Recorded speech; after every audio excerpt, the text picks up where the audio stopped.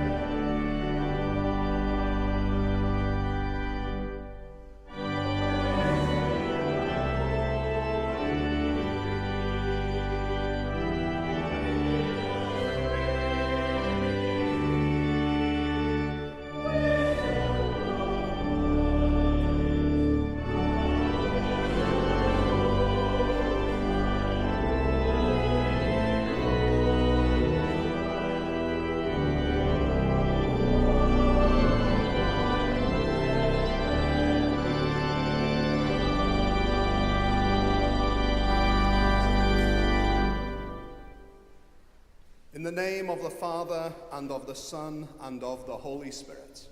Amen. Grace and peace be with you. And keep you in the love of Christ. Heavenly Father, all hearts are open to you. No secrets are hidden from you.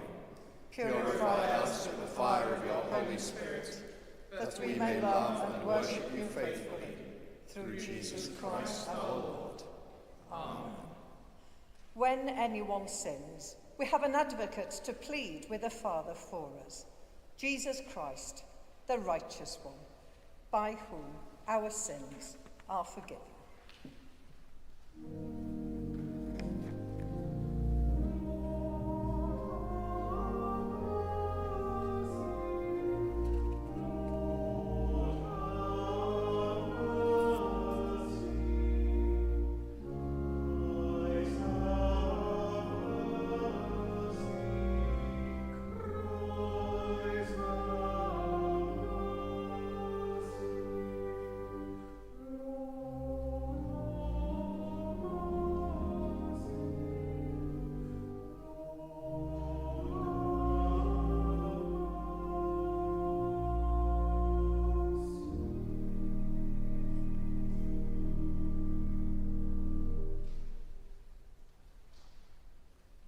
Heavenly Father, we have We have sinned in thought, word, and deed, and have failed to do what we ought to have done. We are sorry and truly repent. For the sake of your Son, Jesus Christ, who died for us, forgive us all that is past, and lead us in his way, to walk as children of light. Amen. Almighty God, who forgives all who truly repent, have mercy upon you and set you free from sin, strengthen you in goodness, and keep you in eternal life.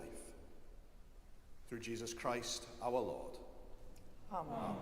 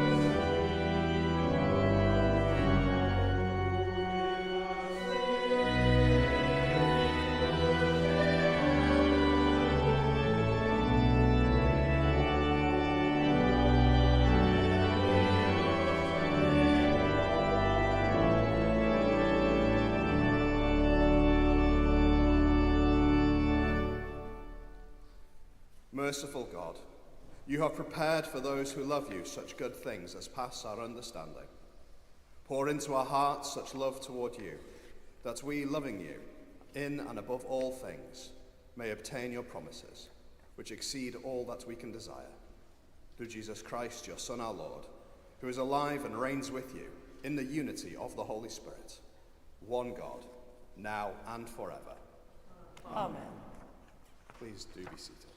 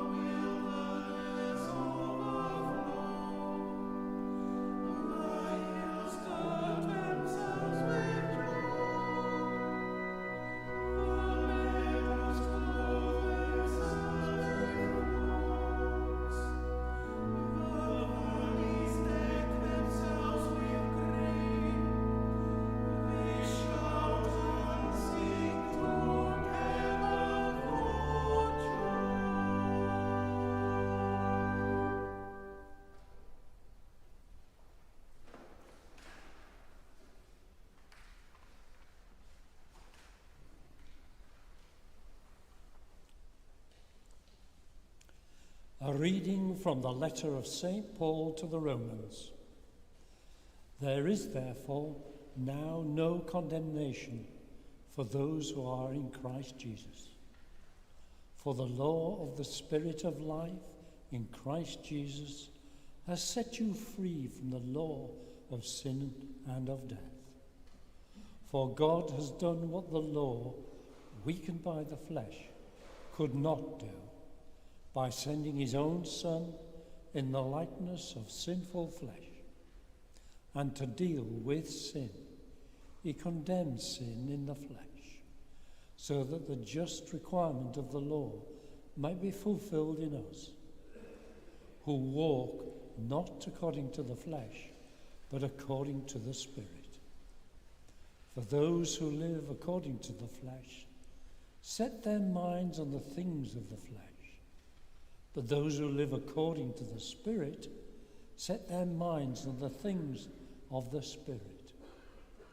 To set the mind on the flesh is death, but to set the mind on the Spirit is life and peace. For this reason, the mind that is set on the flesh is hostile to God. It does not submit to God's law. Indeed, it cannot. And those who are in the flesh cannot please God. But you are not in the flesh. You are in the Spirit, since the Spirit of God dwells in you. Anyone who does not have the Spirit of Christ does not belong to him. But if Christ is in you, though the body is dead because of sin, the Spirit is life because of righteousness. If the Spirit of him who raised Jesus from the dead dwells in you, he who raised Christ from the dead will give life to your mortal bodies also through his Spirit that dwells in you. This is the word of the Lord. Thanks be to God.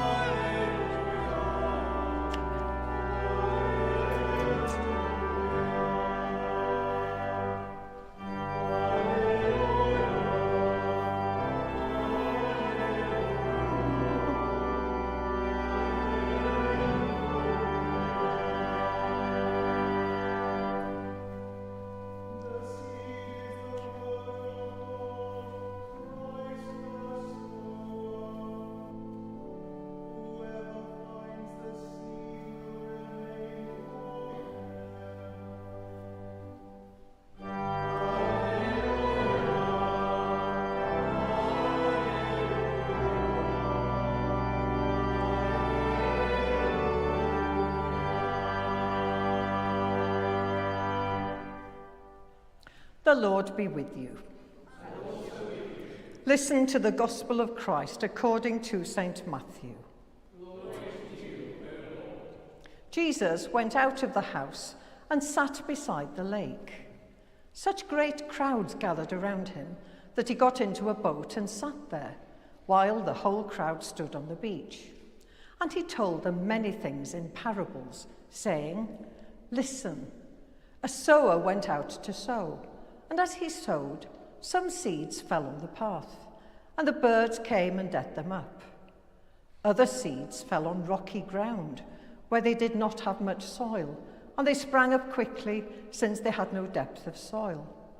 But when the sun rose, they were scorched, and since they had no root, they withered away. Other seeds fell among thorns, and the thorns grew up and choked them. Other seeds fell on good soil and brought forth grain, some 100-fold, some 60, some 30. Let anyone with ears listen." Hear then the parable of the sower. When anyone hears the word of the kingdom and does not understand it, the evil one comes and snatches away what is sown in the heart. This is what was sown on the path. As for what is sown on rocky ground, this is the one who hears the word and immediately receives it with joy. Yet, such a person has no root, but endures only for a while. And when trouble or persecution arises on account of the word, that person immediately falls away. As for what was sown among thorns, this is the one who hears the word, but the cares of the world and the lure of wealth choke the word, and it yields nothing.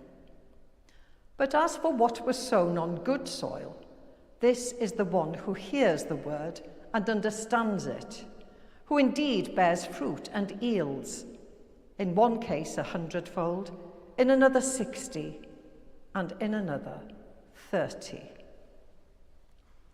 This is the gospel of the Lord.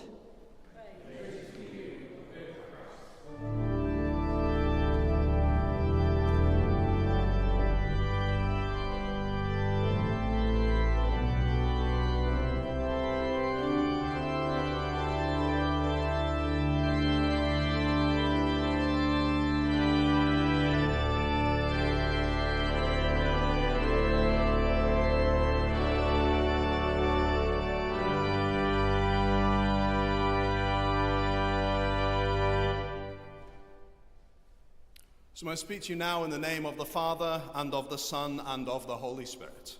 Amen. Please do be seated.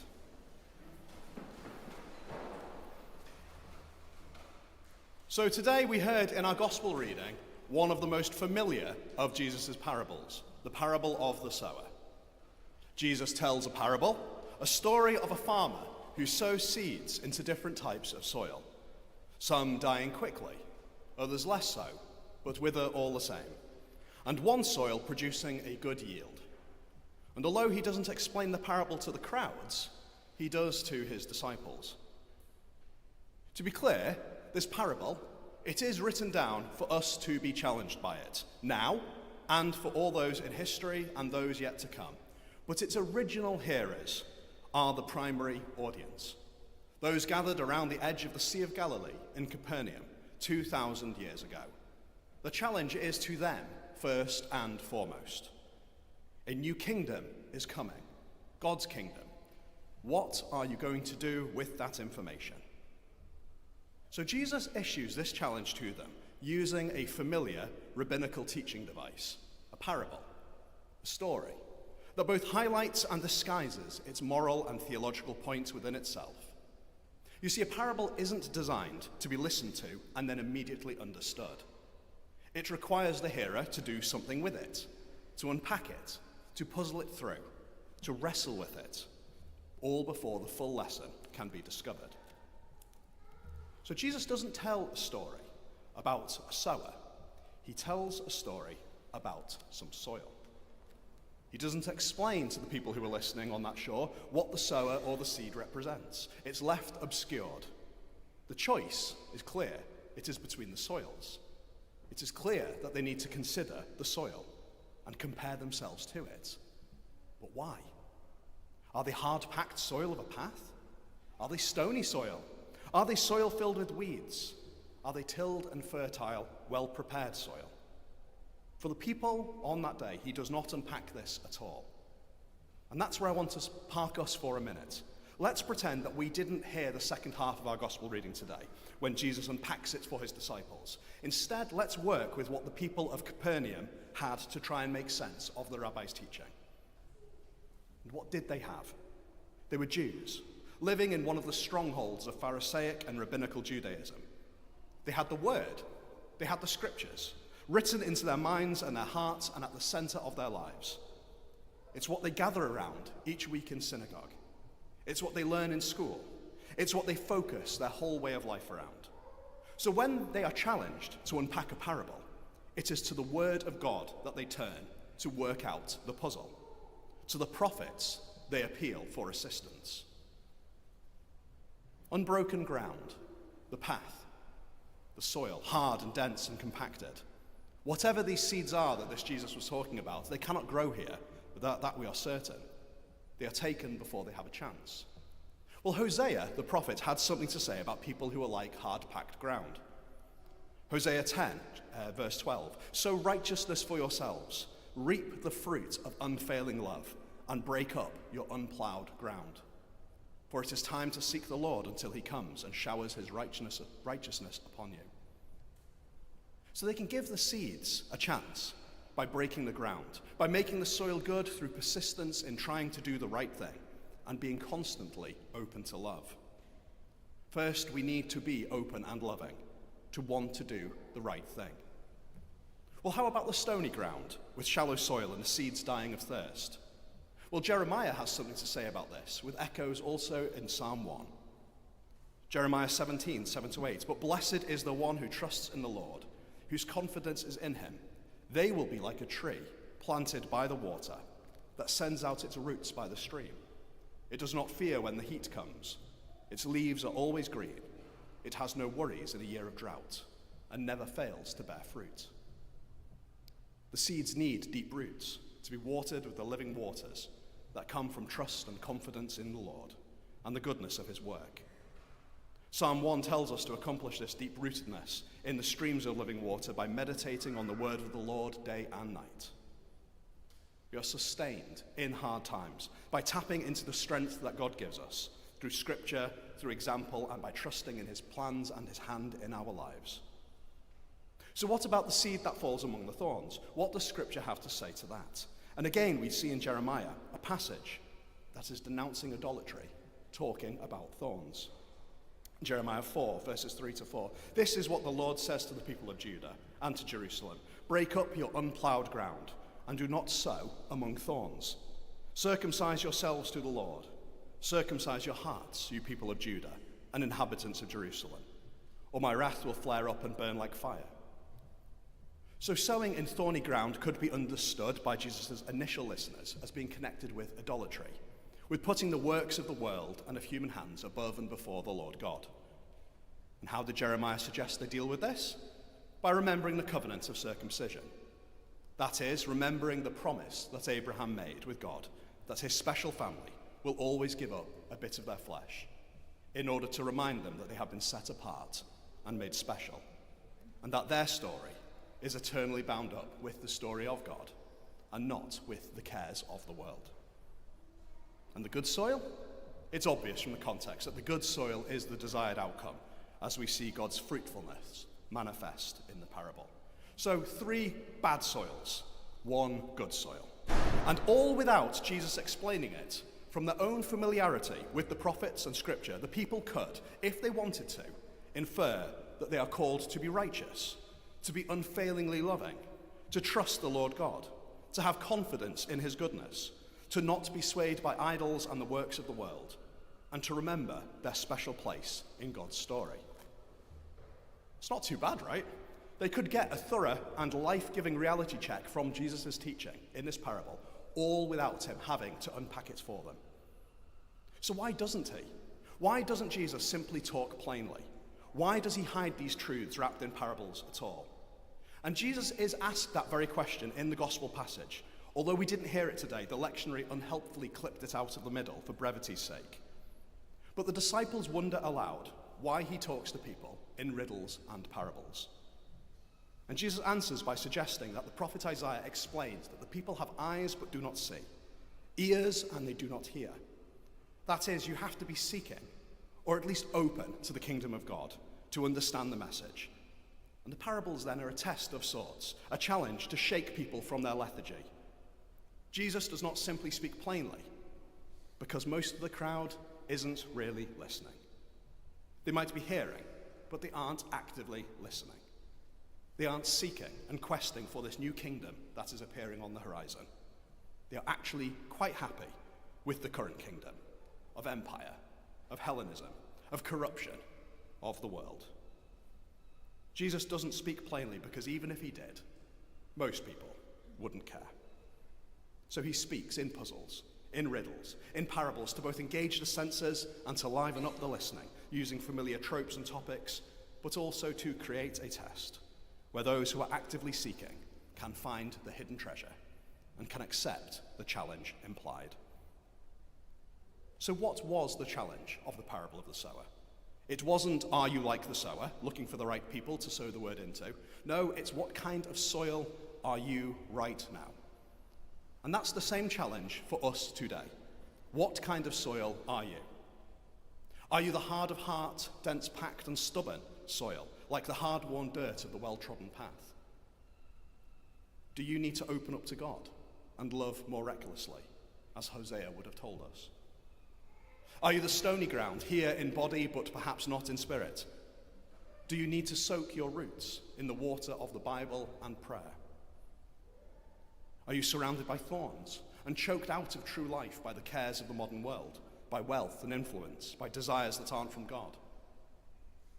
Do you need to remember that you are special and loved by God, and that his ways are the better way, and a tangle of the world's cares is not a safe place to linger? Or are you the good soil, ready to hear, ready to receive, ready to allow God to do the work in your life of making his fruits show?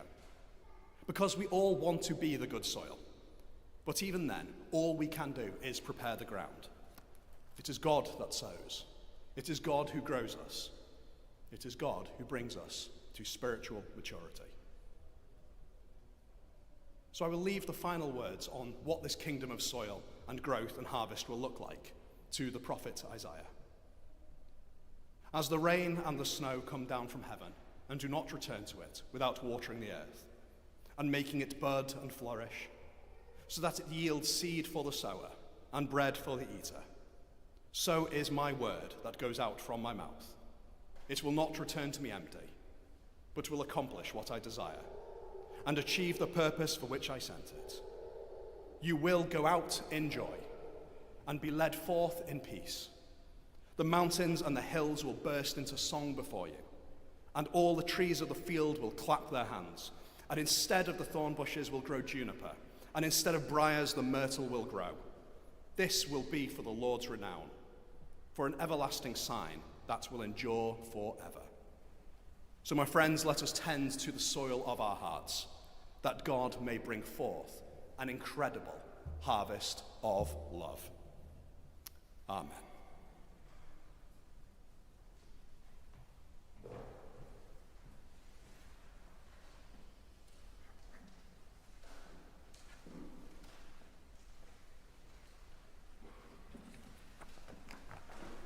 So let us affirm our faith with the words of the Nicene Creed. We believe in one God, the Father, the Almighty, maker of heaven and earth, of all that is seen and unseen. We believe in one Lord Jesus Christ, the only Son of God, eternally begotten of the Father, God from God, light from light, true God from true God, begotten, not made, of one being with the Father. Through him all things were made. For us and for our salvation, he came down from heaven. By the power of the Holy Spirit, he became incarnate from the Virgin Mary, and was made man. For our sake he was crucified under Pontius Pilate.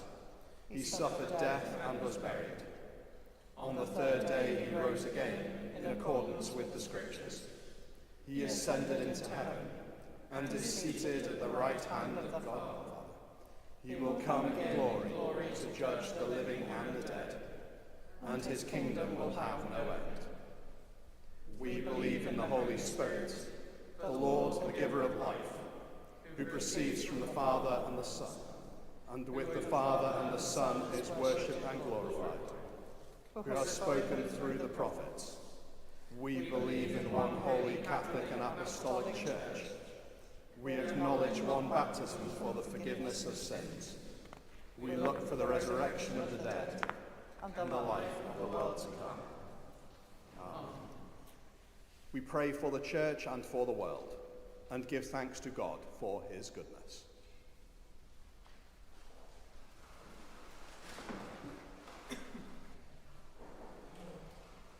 Let us still our hearts and minds as we ask the Holy Spirit to guide us in prayer. We give thanks, O God, for the light of your presence in our world. Help us to reflect it in our words and deeds. and help us to illuminate the paths of those who walk in darkness, so that they too may find the comfort of your presence. Lord, in your mercy. Heavenly Father, we ask you to guide the work of your church in this diocese. Help us to face the impact of the problems facing society: poverty, homelessness, addiction, and violence. Make us a beacon of hope in these dark times and offer help to all in need. We pray too for the ministries of all who lead our worship, for Archbishop Cherry, Dean Mannon and Bishop-elect of Bangor, Canon Tracy, Angela, Neville and Andy, and ask that they be endowed with the strength and wisdom to grow your church. Lord, in your mercy. God our Father, hear the prayers offered for this nation. Forgive the misery we bring upon ourselves through our disobedience to your laws and our selfish neglect of those in need.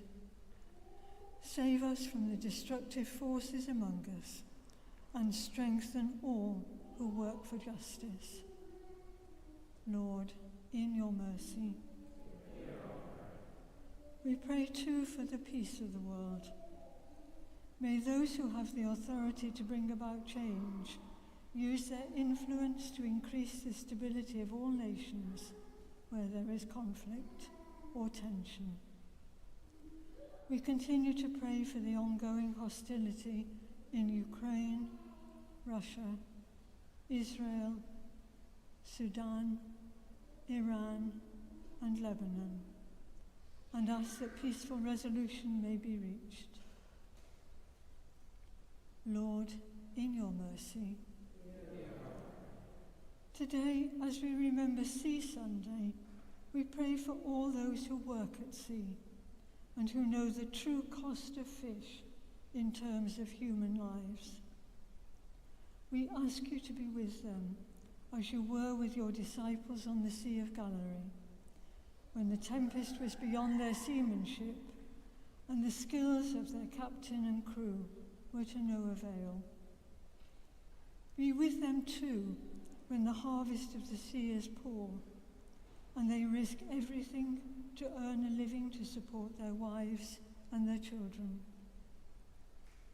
On this day especially, we remember the volunteer crews of the RNLI who risked their lives to save those caught out by the power of the sea. We pray too for the work of the National Mission to Deep Sea Fishermen, who provide practical and spiritual support for those who are at sea for many months.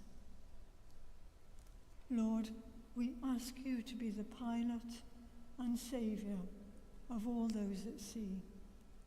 Enfold them in your net of love and bring them to safe haven. Lord, in your mercy. God of love, look mercifully on all who are sick or dying. Be their strength in their times of trouble. Ease their anxiety and let them feel the comfort of your presence. We pray for those we know, Elmer and Simon, and for those known only to you. Lord, in your mercy. Father, take to yourself all who have died in your faith and fear, that they may be transfigured in the light of your love. We bring before you all who have died recently, among them Margaret Flavel, those who will die this day, and those whose anniversary of death falls at this time. Especially we bring to mind Paul Jones. We thank you for their faithfulness and ask that you give us the grace to follow in their footsteps. Rest eternal grant unto them, O Lord. Let thy perpetual shine upon them. May they rest in peace and rise in glory. Most merciful Father, keep the door of our hearts that only love may enter them, and keep the door of our lips that only love may speak through them, through Christ's sake.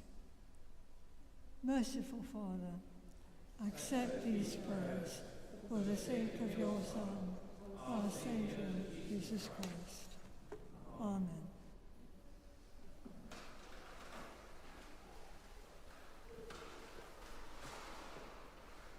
Christ is our peace.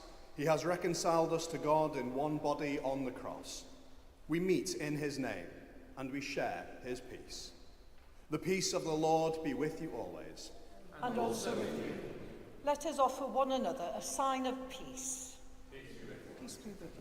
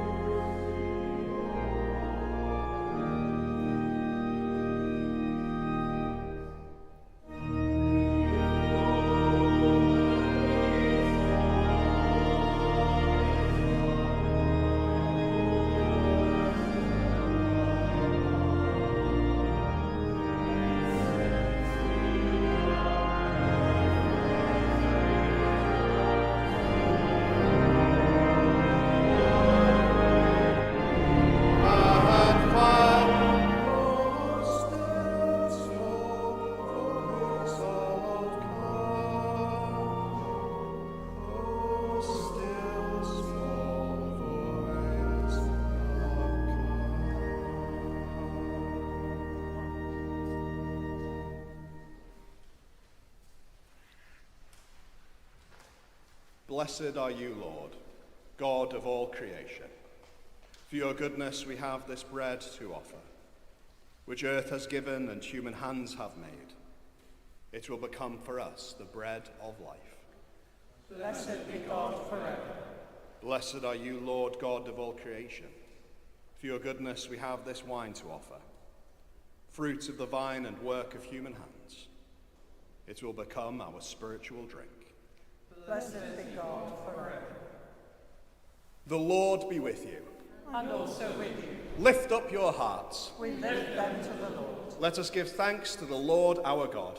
It is right to give our thanks and praise. It is always right, wherever we are, to thank you and to praise you, God, our Father and King forever, through Jesus Christ, your Son.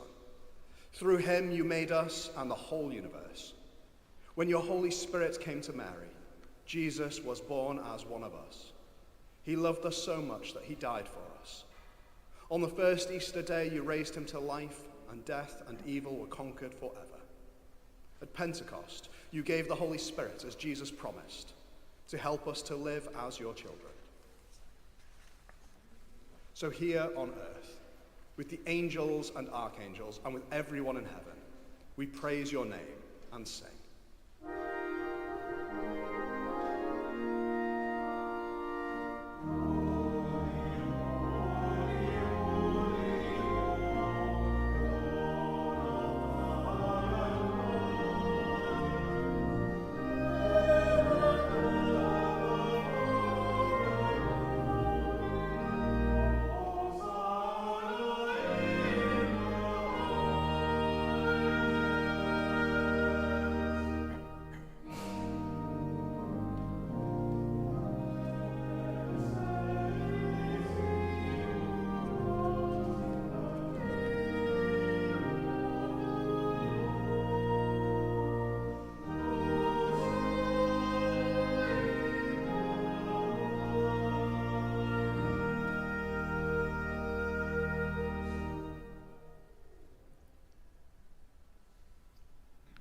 Blessed Father in heaven, listen to the prayer we make in Jesus' name.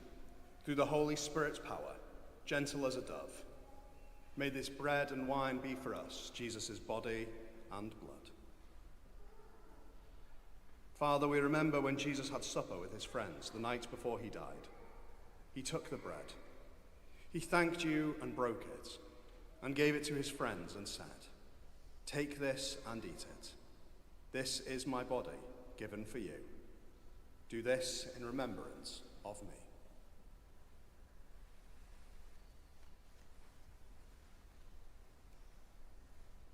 After supper, Jesus took the cup of wine. He thanked you, gave it to his friends, and said, "All of you drink from this cup, because this is my blood, the new promise of God's love. Do this every time you drink it, to remember me."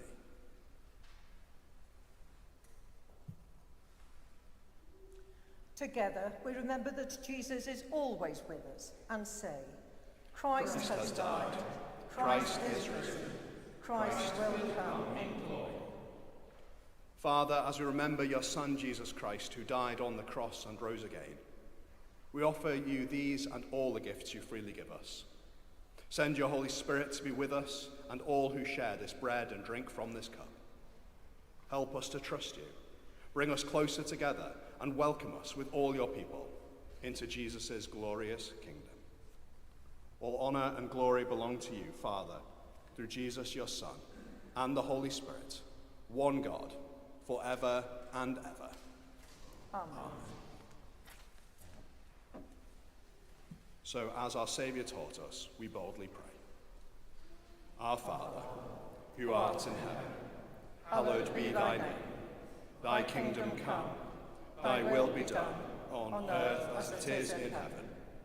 Give us this day our daily bread, and forgive us our trespasses, as we forgive those who trespass against us. And lead us not into temptation, but deliver us from evil. For thine is the kingdom, the power, and the glory, forever and ever. Amen. We break this bread to share in the body of Christ. Though we are many, We are one body, for we all share in one bread.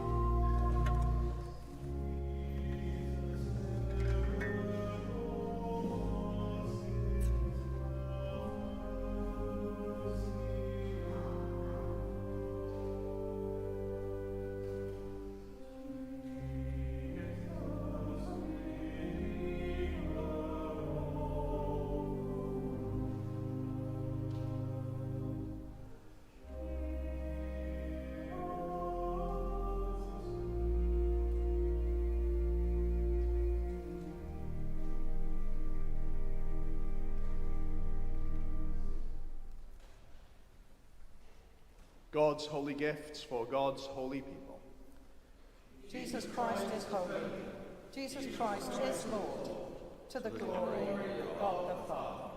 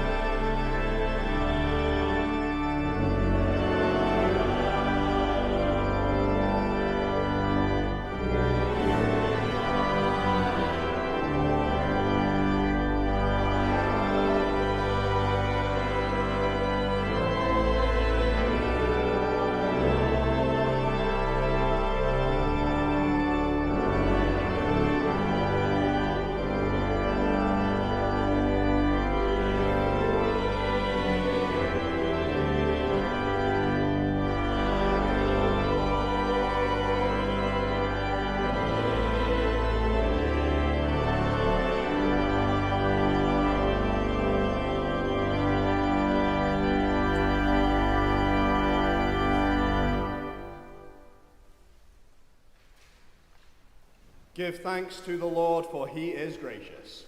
His love is everlasting. God of truth, we We have seen with our eyes and touched with our hands the bread of life. Strengthen our faith that we may grow in love for you and for each other. Through Jesus Christ, our risen Lord. Amen. The Lord be with you. And also with you. The Lord bless you and keep watch over you. The Lord's face on you and shine his face on you and be gracious to you. The Lord look lovingly on you and give you his peace. And the blessing of God Almighty, Father, Son, and Holy Spirit, be among you now and remain with you always. Amen. Go in peace to love and serve the Lord. In the name of Christ. Amen.